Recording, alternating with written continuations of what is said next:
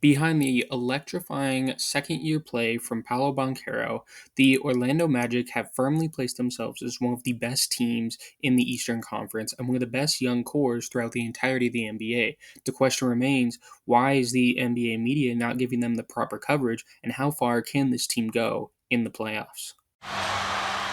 They do have a timeout. Decide not to use it. Curry, way downtown. Bang! Bang! Oh, what a shot from Curry! With 0.6 of a second remaining. Yo, what is there? Welcome back to another episode of Game Time. It's your boy Dom, and we're going to jump right into things here today. If you guys do enjoy today's episode, make sure you guys drop a like and subscribe for more. It is greatly appreciated and helps the channel out a ton. Without further ado, let's talk some Orlando Magic basketball. Now, the Orlando Magic have quietly crept into the upper echelon of Eastern Conference playoff teams and currently sit at 37-27 after a little bit of a concerning loss to the New York Knicks here yesterday, but hopefully things can get smoothed out as we get closer and closer to the playoffs, and this team goes for their first playoff run since 2020. Back when they had Nikola Vucevic, Aaron Gordon, and a very different team. In fact, if you look back to that team, the only player that still remains on today's current roster from then is Markelle Fultz, who was actually in his first year in Orlando after being moved on from Philly after his struggles as a first overall pick there. He then went to Orlando, was able to average 12 points per game for them in those playoffs, but the team has not made it back since. A lot of that has been due to some injuries to players and just the overall rebuild process that led them to be able to draft Paolo Banchero last year, who has been the clear leader of this team in pretty much every statistical category. I mean, when you look at what Banchero does on the basketball floor, it is amazing. And especially being a Duke fan, it's awesome to see the success that he's been able to immediately have in the NBA, being one of the most successful first overall picks in recent memory, something we'll get to here in a minute. But he leads the team in points per game, he leads the team in assists per game, he leads the team in rebounds per game, and he has just been phenomenal. Helping lead this team to be one of the best defenses also in the NBA, currently sitting at the fourth best defensive rating. A lot of that is due to him and his ability to be a help side defender for blocks, be a good steal guy, a guy that you can put as a defender on big wings and be effective there, but also due to another recent high overall pick for them in Jalen Suggs, who I think has been really a catalyst for this team to take such a big jump this year, because over the first few years of his career, we've seen a constant improvement from his first season where it was looked at, maybe he got drafted too high, maybe he isn't what we thought he was going to be, to now it's like, oh, he's getting comparisons to Marcus Smart, and not like, oh, like early Marcus Smart. No, he's getting comparisons to be like a potential defensive player of the year type of guard. So it's something to keep in mind as we go further into the future, and we'll talk about some of his individual stats as we go a little bit further along. Obviously, Paolo leads the team, but the number two would obviously be Franz Wagner. Franz Wagner is a guy that a lot of people thought might be able to take an all-star jump coming into this season. He wasn't the one to do it. It was actually Paolo, and I think that made total sense. I mean, there's no way that the Orlando Magic are as far as they are or doing as good as they are or as successful, however you want to put it, without Paolo, though I think Franz is a very good player and has been very solid as a number two for them here throughout this season. I think the big question mark about Franz would be if you can get his three-point percentage to go up. Shooting under 30% this year isn't exactly where you want those numbers to be, especially on 5 attempts per game. If it was on a lower attempts, it might be a little bit easier to pass by because he wouldn't be taking them so often, but it is something of concern and something that you want him to work on going into the future, especially considering last year and in his rookie season, he shot over 35% both seasons on less attempts than he's been shooting this year. So maybe something to be concerned about going into the future. Now, he has increased his averages every single season as well, going from 15 points to 18 points up to 20 points this year to this point. And I think, he's just been a very underrated second option for Paolo. A guy that also can play make at that forward position. It's kind of just amazing to me how good of playmakers both these forwards are for this team, in the fact that, like, yes, this team doesn't really have a set point guard that you look at and it's like, oh, that's their point guard no matter what. They're going with him for the future, right? I think Jalen Suggs has really shifted into a two-guard role. Markelle Fultz might not be on this team going into the future, and Anthony Black is a little bit too young to really be fully taking those reins, mostly being a defensive guy to this point. So the fact that Franz and Paolo have been such great playmakers at the forward position has been huge for this team and helped lead to a lot of success. The next guy I think that you would look at is a guy that has dealt with some injuries, not played exactly a ton of games for them throughout this point, only playing 37 games, in Wendell Carter Jr. Now we'll see how much of a part of their future he is. He is locked out for the next couple of years, but he's only been averaging about 11 points per game this year, and obviously has dealt with some injuries. He does shoot 42% from three on limited attempts, which I think is something that you really like to see out of him, as that ability to be a stretch five when he is on the court. But with obviously him not playing as much, we've seen a little bit more from Mo Wagner. We've seen quite a bit from Goga Bitadze as well. And overall, I think just a lot of guys have been able to step in and try to contribute and prove their worth to this team throughout this season, as this team is a team that has dealt with some injuries to a lot of players. This is actually the season that Jalen Suggs has already played his most games in a season throughout his entirety of his career at 58 games. So that's good to see for that part. But obviously, with Wendell Carter dealing with some injuries, Markelle Fultz dealing with some injuries, only playing 27 games throughout this point. And then, having an older guy like Joe Ingles, who has played 50 games, but he is 36 years old. And though he's been a crucial locker room guy for this team, it's allowed for some other guys to get minutes when he doesn't play. So just lots of stuff in there. But I do think that Wendell Carter Jr., when healthy, is probably the fourth most important guy to this team. And if it's not him, it's definitely their sixth man of the year type of player in Cole Anthony. Now, he recently signed an extension, I believe, back in October for 3 years off of his rookie deal. So we'll see him locked up here in Orlando for the foreseeable future, barring any trades. He's been averaging over 11 points, nearly 12 points per game. Has not started a game all season, has played all 63 of his games off the bench, but that has not been bad. He's able to come in, be a scoring plug. He's not exactly an amazing playmaker, though he is averaging, I think, the third most assists on the team. I think a lot of that just comes with the fact that he does play the point guard position, the ball's in his hands a lot, but really it's just that microwave scoring that you can get off the bench from him, which I think has been very good for this team. As for some other notable players, like I said, Anthony Black, I think, has provided some good starts for this team. He's still very young, only 20 years old, and is a rookie. He's only averaging 5 points per game, but where he really hangs his hat has been on the defensive side of the ball. And to this point, I will say he's shot relatively well from 3-point range at 40%, only on 1.5 attempts per game, though. So we'll see how that kind of expands throughout the rest of his career, because if you can have him and Jalen Suggs both be good shooters, then maybe you don't need that true number one type of point guard guy. But it is something to keep in mind as we go towards the future. I think coming into the season, I looked at this team and I said, well, both these guys are very similar. Who's going to be able to stand out? And I think Suggs has definitely done that throughout this season. Beyond that, I think Mo Wagner has been solid, especially as a scoring guy off the bench. There's not exactly a ton of scoring bigs that you would treat as kind of stretch fives off the bench that can come in and give you 12 points per game. So I think he's been beneficial to this team, and it's also always cool to see brothers play with each other. So it's been cool to see Franz and Mo play on the same team the past couple years here. And then Goga Bitadze, I think, is a guy that has given this team some underrated minutes. He's started 33 games for them. He's only averaged 5 points, but I think he's a guy that has been welcomed in the rebounding department, because there isn't really a lot of rebounding on this team. This team, though I think they have very good playmaking forwards, they don't exactly have like a center that's averaging 10 rebounds. Obviously, Paolo's leading them in rebounds. And even when Wendell plays, he averages less rebounds than Paolo at 6.7 compared to 6.9. So I think having a guy like Goga who can step in and give you some minutes and just be able to rebound the ball a little bit better than a lot of these guards who are skinnier. Like Anthony Black, I think, is like 6'7 or 6'8, but he's only averaging 2 rebounds in the 18 minutes per game that he's getting. Like, there's just a lot of rebounding issues, I think, with this team. And so Goga has been a guy that's been able to just consistently get you about 5 boards per game, which I think has been good. And then another guy that we've actually seen play more games than he has kind of in recent memory is Jonathan Isaac. Jonathan Isaac averaging 6 points per game, 4 rebounds, and about a block per game, as well as almost a steal per game. I think the defensive potential is still there for them, still there for him. But yeah, I think he could still be maybe not a defensive player of the year type of guy anymore. I think he's dealt with so many injuries, it would be hard to see him ever put a campaign together that equated to that. But yeah, I think when you watch him, you still see all the tools there. You still see a guy that is, no matter what, impactful on defense. And so his contract isn't fully guaranteed for next year.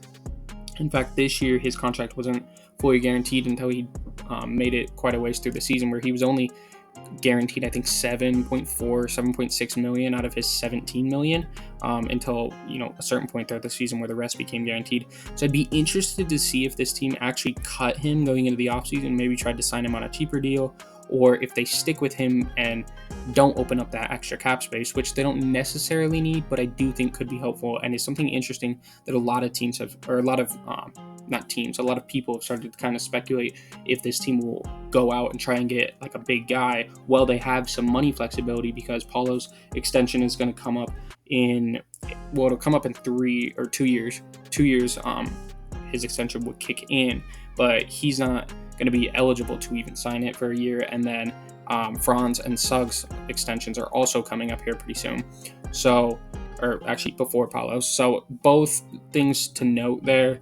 That you're going to have to extend these guys once that money gets put on the books. It's a little bit harder to go out and sign a guy in free agency or trade for a guy on a big contract. So I do think that's where, potentially Markelle Fultz doesn't come back because he's also on one of the larger contracts. And I think that same thing kind of applies to Jonathan Isaac, something we'll get to here more in a minute. But yeah, I want to give all praise to this team for being able to put the season that they have together. I think it's outdone a lot of people's expectations. I don't think a lot of people expected this team to be a real playoff competitor and a real playoff team, as obviously, Atlanta is a team in the Eastern Conference that has struggled a lot throughout the regular season and not been the team that I think some people thought they could be. The same with Brooklyn. Brooklyn has been very underwhelming. I was going to say under mediocre, but they've been worse than that. And so I do think that Orlando is one of those teams that kind of took advantage of that situation where there were a couple teams that, have made the playoffs and even made deep runs in recent seasons that haven't performed maybe necessarily to expectations throughout this season. And they've definitely taken advantage and scooped up those wins and put themselves in a good position to go on a playoff team and get some good, or go on a playoff run and get some good experience for these young guys that they have put together throughout the last couple of seasons. And it'll be really interesting to see how Paolo does in his first playoff run. I think that's my most interesting thing there. I don't expect Orlando necessarily to go to the conference finals or anything like that. In fact, if they made it beyond the second round, I'd be very surprised.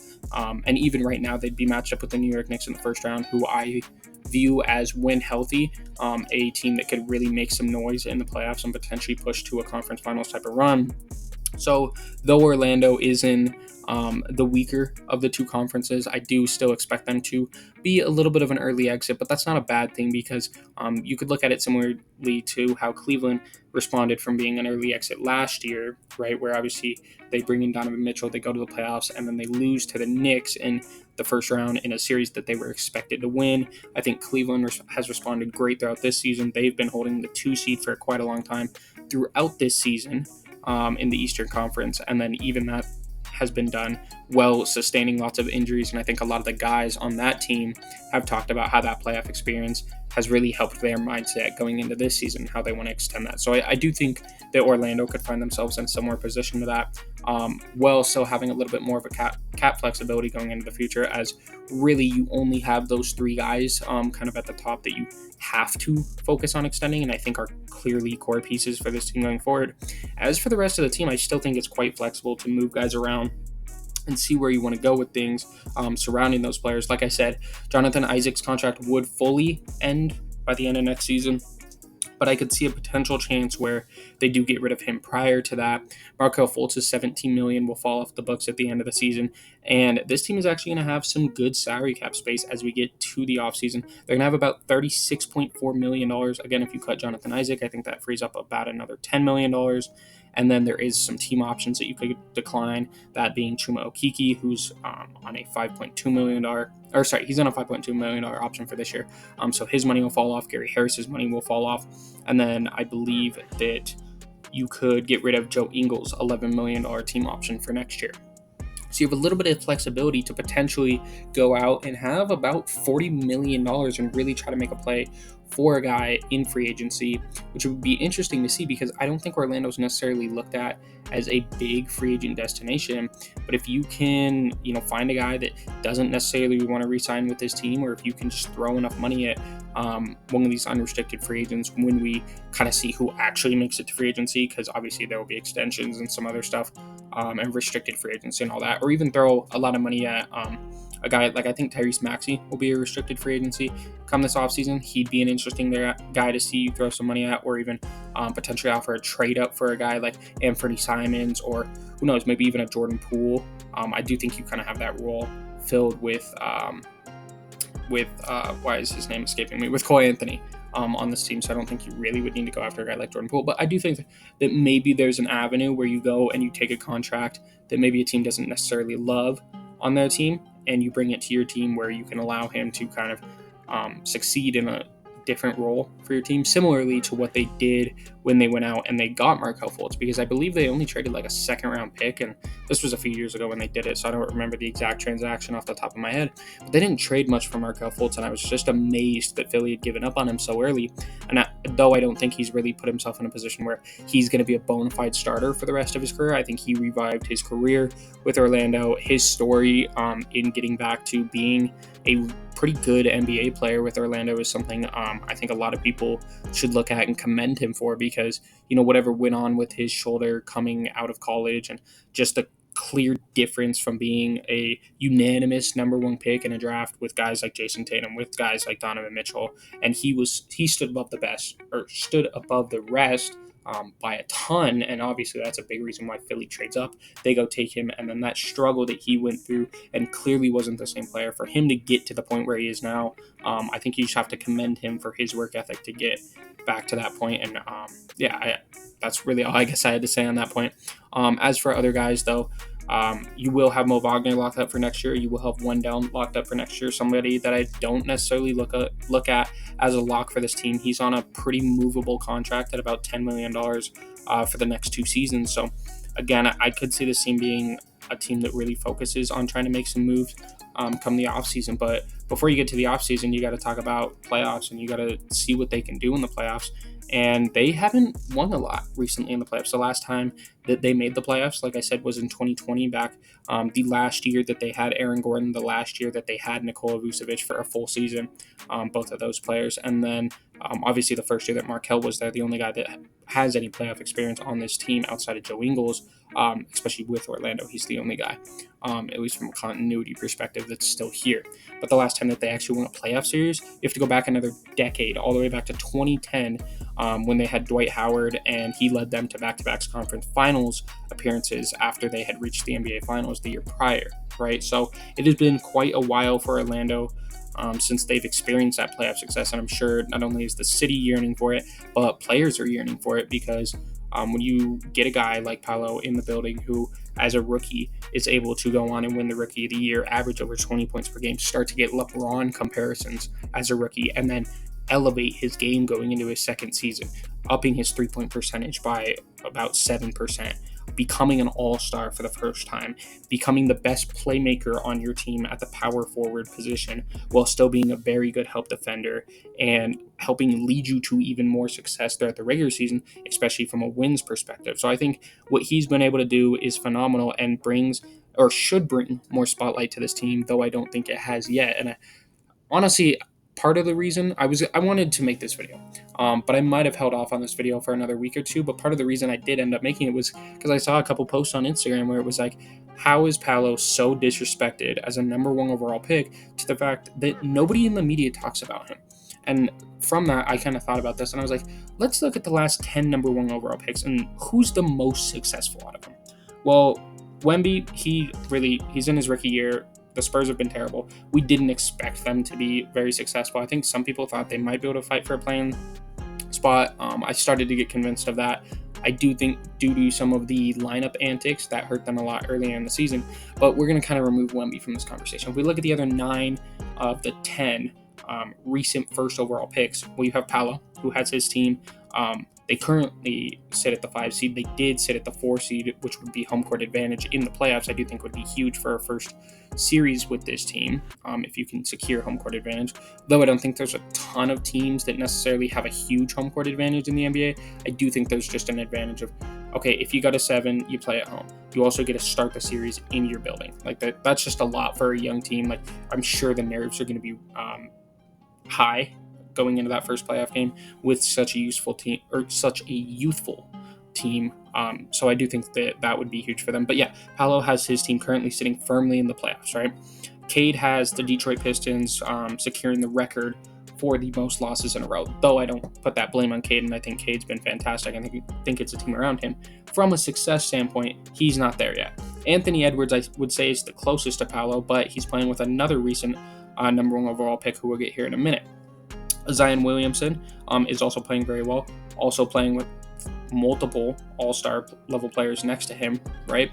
And on a team that has kind of been underperforming for the past couple of years. So Zion finally has the Pelicans firmly also sitting at the 5 seeds, similarly to what Paolo has his team doing, both Duke guys, so shout out to both of them for that. And then DeAndre Ayton has helped lead the Suns to the finals as their, third best player, and at this point is kind of falling out of the Trailblazers' future plans due to his lack of production on the floor. Marco Fultz, obviously, we've talked about his struggles throughout his career. Ben Simmons' struggles I don't think they even need to be talked about. I mean, he just had a season-ending injury, and I don't know how much longer he's going to be in the NBA at this point. And then Karl Anthony Towns, obviously on the same team with Anthony Edwards, dealing with his meniscus injury that I just talked about in my last video, which I'll link in the top right for you guys. And then beyond that, it's Andrew Wiggins, who obviously we saw have some success and help the Warriors win an NBA Finals as a role player for them.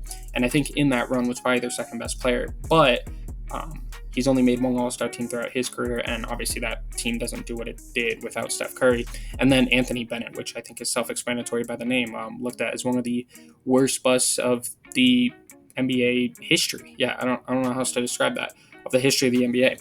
So Paolo, I think, especially with it being his second year in the league and having more or equal to success of any other pick, especially from the fact that he is the engine for his team, he's what's taking his team as far as it is. Like Anthony Edwards, I think, is probably the most comparable from that perspective, only being in his 4th season, having taken his team to the playoffs, having won a playoff game, right, as the lead guy.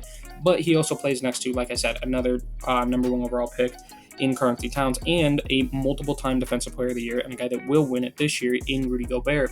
So I do think you just have to commend Paolo for being able to be so successful in the NBA, a league that a lot of people look at young guys coming into the league at this point. I mean, look at the Rockets, for example. I think that's a prime example. They've drafted a ton of guys at the top of the draft, the primary one, I think, and their highest pick of the bunch being Jalen Green. And then obviously they have Jabari Smith in the same draft as Paolo, and they've drafted like guys like Şengün and other guys that they've put together on their roster. But they've had top 5 picks for the past, 5 years, ever since they got rid of Harden, the past 4 or 5 years. And they've just put all these top 5 picks together, and they still haven't seen anywhere near the level of success that the Orlando Magic have seen in just 2 seasons, where just 2 seasons ago we were talking about if Paolo was going to go number 1, if it was going to be Jabari Smith, if it was going to be Chet Holmgren, both guys who go to different organizations and aren't the number 1s in either of those organizations, where I think OKC is obviously seeing a lot of success with Shea and the whole group that they have there. But Paolo goes to an organization where he is the number 1. He's looked at the face of the franchise, and he's taken that franchise farther than anybody has in recent memory. So I just think you have to commend him for his ability to immediately adapt to the NBA game and immediately produce on an NBA court. And then obviously I touched on Jalen Suggs and his increase and ability to kind of develop into a much better player than we thought he might be early in his career, as he struggled mightily coming into the NBA. When he first entered the NBA, he only played 48 games. His rookie season, he averaged about 11 points per game. He only shot 20% from 3 and 36% from the field, though. Really atrocious numbers. I mean, his field goal percentage was a barely above league average 3-point percentage. So that's just how bad and how inefficient he was coming into the league, though it was his best playmaking year from an assist perspective. But I think as he's slowly moved away from being a point guard and really developed into this defensive-minded 2 who works as more of a spot-up shooter and can develop his 3-point shot, we've seen dramatic increase in his ability to not only be effective on the floor, help the team win, but also just secure his place as a true NBA player, which I think became questionable those first 2 years in the league. Since his rookie season, he has increased his 3-point percentage 17%. So his points per game may not have gone up. In fact, he's shooting less field goals than he did his rookie season and barely more than he shot last year, whilst shooting 7% higher 3-point percentage this year than he did last year on a much higher attempts. He's averaging almost 5.5 attempts per game compared to 3.5 attempts per game last season. And then, like I said, if you go back to his rookie year, I mean, it's nearly doubled his 3-point percentage, which is just something that not a lot of players have been able to do throughout NBA history. And I think beyond Paolo and Franz's early success in their careers, I think he's a guy that you have to look at, and for his ability, similarly to what Markelle Fultz did going to his team, to kind of revitalize their career after a struggling first couple seasons is amazing to see. And even to get in conversations with a guy like Marcus Smart, who is one of very few guards to have won a Defensive Player of the Year, especially in recent memory, is something to commend. And when you look at his 3-point percentage from that perspective, I was actually listening to the Zach Lowe podcast, which is why I have this comparison up, because they brought it up there. So shout out to that. But yeah, he's never shot as well as Jalen Suggs has shot this year. The highest percentage that Marcus Smart has ever shot was 36% on 4.3 attempts per game back in 2018-2019. And the most attempts that he's ever shot was 6.7, where he only shot 31% per game. And that is this season with Memphis. So I think the fact that Jalen Suggs is shooting it at such not only a pretty high clip comfortably to where he was coming into the NBA, but also at such a high volume and a much higher efficiency than where he was at just a few years ago. I think it's amazing to see, and is going to be a big part of what we see this team do come in the playoffs, because the game slows down and you have to have reliable shooters. We see this every single season. We talk about it all the time for the NBA playoffs.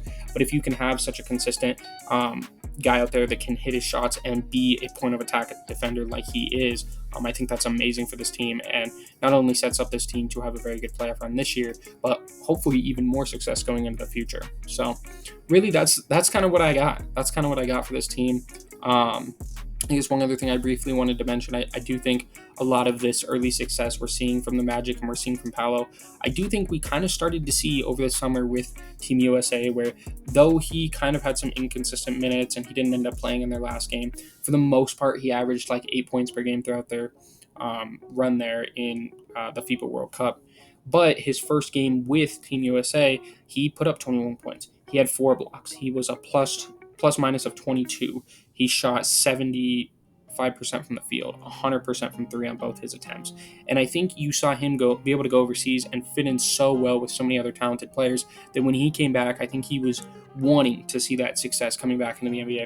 And I think we saw a lot of that ability for him to play some small ball center and that help defense ability really on a prime stage over the summer. And so I think his ability to not only succeed against overseas talent and some of the best talent in the world coming into the season, and then obviously them not getting to where they wanted to be, getting that third place